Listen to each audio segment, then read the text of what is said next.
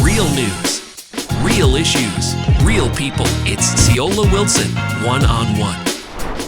I'm having trouble remembering how long ago Ann Cartwright DeCudo put that fish pot ban. It's been a minute. It's been a minute, yes. How long has it been? Since 1990, the fish pot ban So was that's enacted. what, 30 plus years? 33 years. Now they've just come out with something new for lobsters again. They've come up with a revised / amended plan for the lobster fishery because data has shown that the resource is under pressure, under stress. And yes, honestly, yes. The crux of the problem is a lack of recruitment. No juvenile / baby lobsters are coming into the lobster population. You know, at the moment, They got a zero birth rate like Bermudians? Yeah, they must be on some type of contraception or something. But no. Oh my God! Even the lobsters have got. Yeah, it's a reason for this. It's a reason for this. There's no recruitment in Bermuda waters because we have lost one of our primary critical habitats. Which is? Meaning seagrasses. The old timers would call it Now you mean what the turtles were eating? The turtle grass. That's right. So we saved the turtles and killed the baby lobster? Basically, yeah. But the powers that be, including the minister, have put so much emphasis on protection of turtles. When it was brought to his attention, he didn't want to hear anything about it. He didn't want to hear that the turtles were eating all the seagrass, and that if we did not do anything about it, we would lose our critical habitat. And so we did. And basically, that's what happened. In order for there to be a healthy ecosystem, marine ecosystem, everything's got to be. You've got to have healthy mangroves, healthy, vibrant seagrasses, and healthy corals, and all the bathymetrics that go with it. Okay. All of it. A fisherman came on a talk show after I was on promoting the show and said that as it stands now, fishermen pay, I believe, $1,700 and change for this license for lobsters. Yes. The numbers they can take have been reduced. Mm-hmm. But these divers, and he made a point of saying 2/3 of which are non-Bermudians, pay a fraction of the fee. And throughout the season, they're allowed to catch more than the guys who do it for their livelihood. Is that true? Technically, yes. Well, how could that be? Yes. The diver, does the that make sense to you? No, it doesn't. It's wrong. It's not fair. Especially when the great majority of divers who are licensed now are foreigners.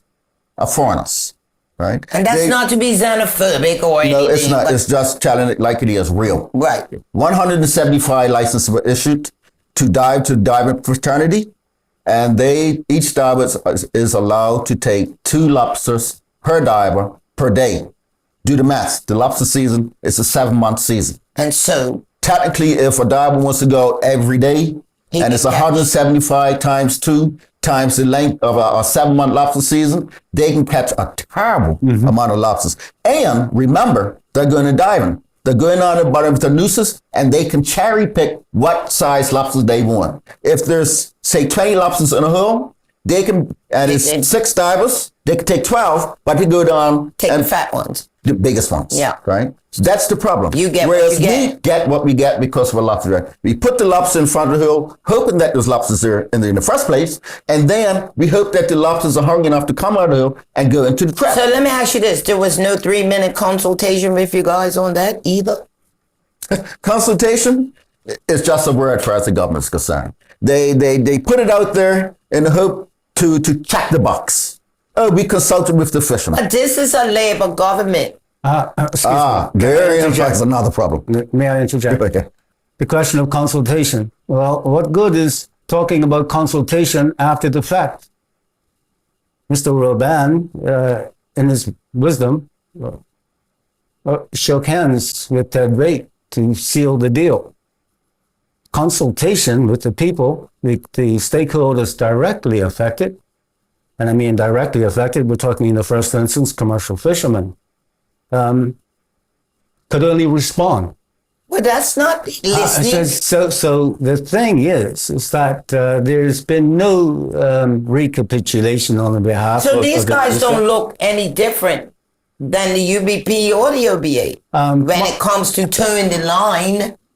That's my opinion personally, not professionally. But That's why some of us professionals on the water kind of falling in love with nature, because Mother Nature doesn't care about the color of our skins, who our parents are, Or the size of your wallet. where we went to school, and how much money we have in the bank. So when Jamie says her husband was perturbed, not taking notes, and they're all about maps, and for the Bermudian who don't get it, like, what's the big deal about the protected areas that they're suggesting? Like, does that mean you have less space to go? Like, what is your beef exactly? And what do you want? Because I don't know. Fishermen have been germane in establishing the protected areas that we do now enjoy. Okay, so... The best ones on the platform. They came from fishermen. So you want them to leave it as is? What do you want? And the crux of the matter, why touching our open ocean was always a non-starter. It was a non-starter during the Blue Halo, during the Blue Halo movement.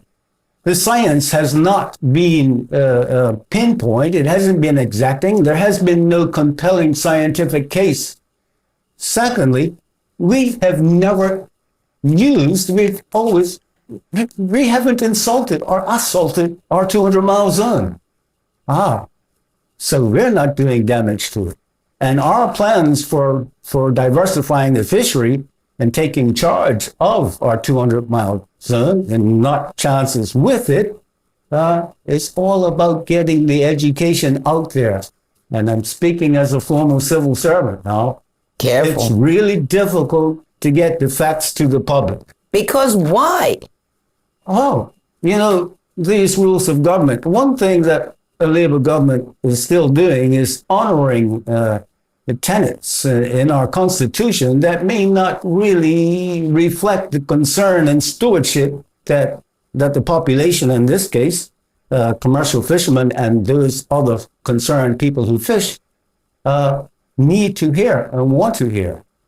So information is filtered, and it remains a stumbling block. And I'm sure there are several government advisory boards out there where the members are frustrated and that their business tends to go around and round and round in circles.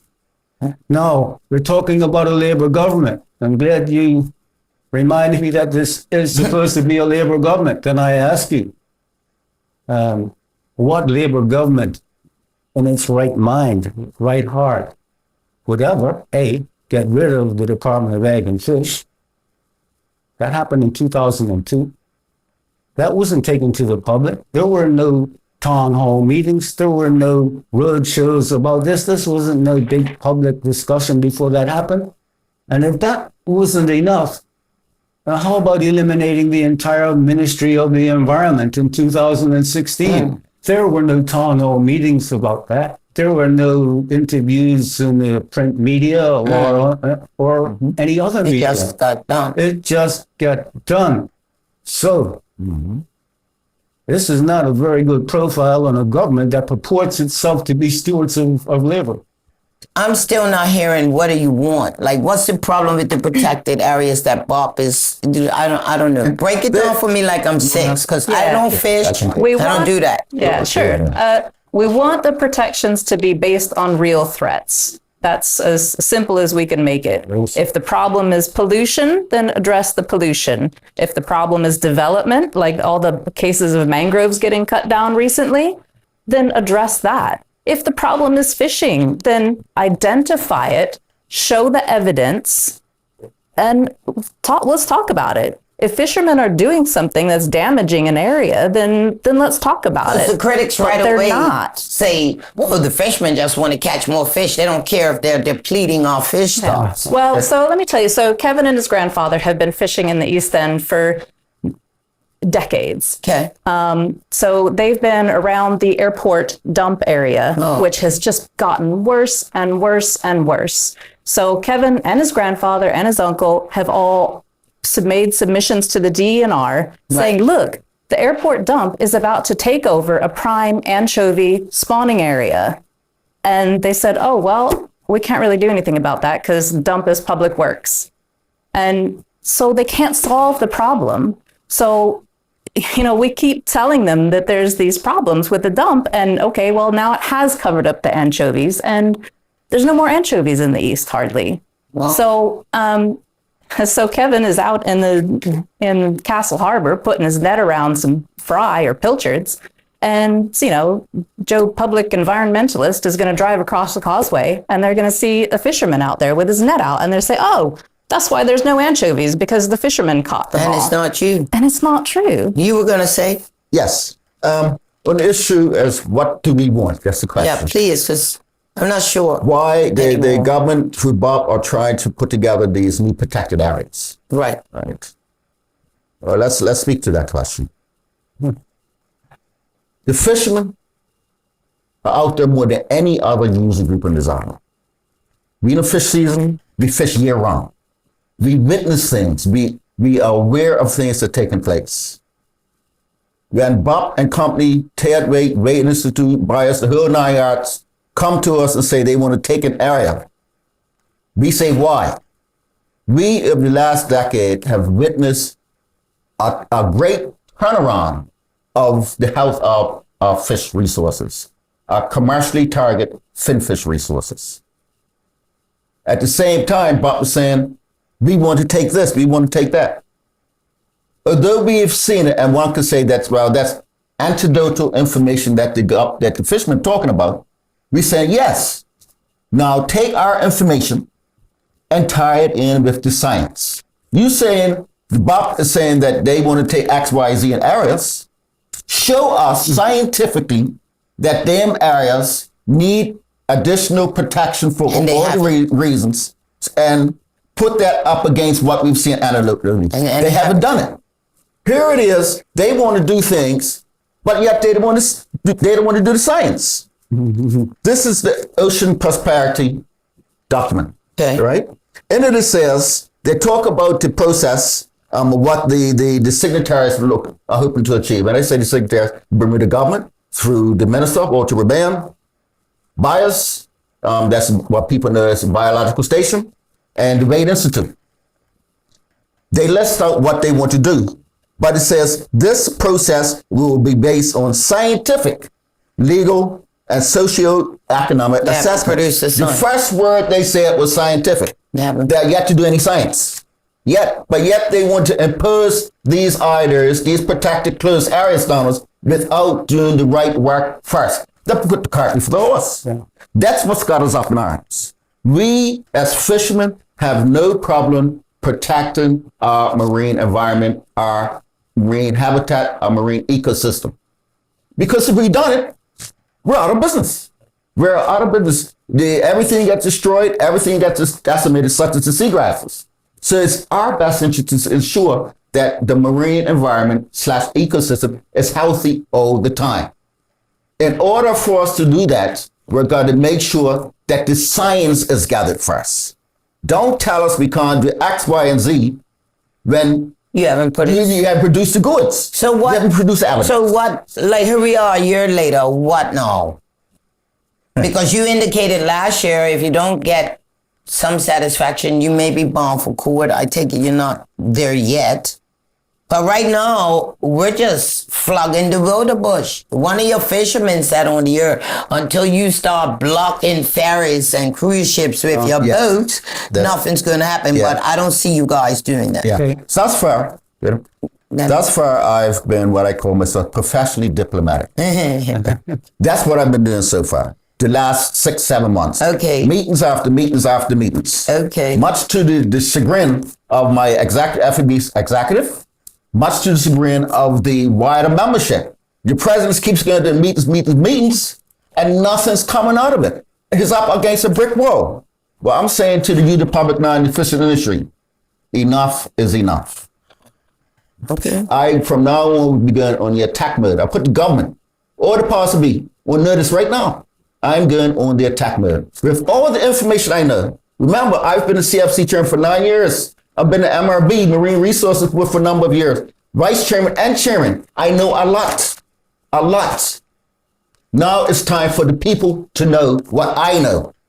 I will let the people, I will educate the people so they now will have a better understanding of what we're up against. We as fishermen, as an industry, want to see a healthy, vibrant ecosystem / marine environment. But we want to work with the powers to be so that with respect, because up until this point now, we don't haven't been given any respect at all. People, the environmentalists, the green fraternity and all the rest of it, see anything that were just fishermen out to catching fish for the sake of fish and the heck of everything else. No, that can't be any further from the truth. We want a healthy marine environment because without a healthy marine environment, we're out of business. Stop there. You say? What is perplexing us as a group, we're not politicians, we see ourselves as hands-on fishermen. Same applies to our farmers, by the way. We see ourselves as naturalists. We don't call ourselves environmentalists. We're into the natural world. So you're wondering why in 2023 are we confronted with such a massive issue? I don't get it. Yeah. And it's long in the making. It's long in the making. And I'm a student of history, not just natural history, but history. You know, I'm not alone in this idea, but you have to look at what is incentivizing our politicians to just jump on board this. I think it's the fact that Minister Robin alludes to it in a Royal Gazette article that government's really excited about adopting this entire package as presented by BUP because BUP is funded by the multi-billionaires and it's an international non-government organization. I call them English. Yeah, but BUP's not putting fish on your plate. No, but BUP will fund various programs to get up and running. Mr. Robin quotes in this newspaper article, I think it was September 25th, it was a Saturday issue, I believe, that this won't cost the Bermudian taxpayer 1 cent. So it's essentially, it looks like improving management is being left in the hands of the ultra-rich. They don't manage the fisheries. I mean, people still say Chinese people, long-line fishermen fish off Bermuda. We don't know. We don't have like a real Coast Guard. Like, who's monitoring the monitor? That will be an entire episode on its own about the findings of what the foreign fleets were actually doing around here. There's a report. There's the right guy to talk to about that. There's a report on that? But there are assessments that have been made that all point to the inherent flaw with our industry not being challenged and assisted to diversify into a different, more distant water fishery. What? Say that in English. I don't know what that means. Too much of anything isn't good for us, Ceola. Thank you. Talk to me straight. Too much of anything isn't good for us. Most of us who are in our fishery fish for multi-species. We don't lock on one species of fish. Okay. There are massive amounts of larger fish that traverse through our 200 mile zone annually. These are things like white meat tuna, albacore tuna. These were the main prey of the Taiwanese, Korean, and Japanese fishermen that we once saw. Okay. Well, and so we should have been making our own consistent efforts to get out there. But we're ready to run gung-ho with these guys. I don't get it. We're going to run with these guys because these guys have promised to fix all this decades-old grievances that have been left unattended to by the government of the day so that it would come across to the public as being ideal because it won't cost the Bermuda taxpayer any money. Well, they're costing us more money than anyone right now. So back to the roots of these. Again, my personal opinion. Back to these roots of these things. Why do these kinds of scenarios keep replaying? I think I have a reason why. I think 400 years plus of operant conditioning under a colonial system, I think it leaves us with deep scars. Yeah, and so I think the scars that are so deep that you can't even see it on a person's outer which is why we kiss presentation. up to the consultants from That there and look over our All You're we- telling me in 2023. all we seem to be What's doing still there? is letting credence and substance to this, Well, that's to not the good observation enough. that we do the same things over and Well, we know over what that again is. and expect a different outcome on a daily So what? basis. Mr. Urbain is drinking a different kind of Kool-Aid? Because I don't get it. I would really like to give him the benefit of the doubt We all that would. this has good intentions. The You road know? to hell is paved with good intentions. Thank you. You took the love. words out of my mouth. You know, I think there was some good intentions there, that this sounded like a really nice thing And to then what? protect 20% of our waters with the goal of maybe expanding that in the future. But as time went on and this process has evolved, Mm-hmm. I've realized that when they had these good intentions, and then the fishermen came and said, well, your good intentions have unintended consequences. Right. And they said what? And they said, Who are you? we're not listening to you. They said, so- we're going through the process. You have to go through the process. And we said, the process is broken. Beginning. And they said, too bad, go through the process anyway. We'll be right back after these messages. Stay tuned.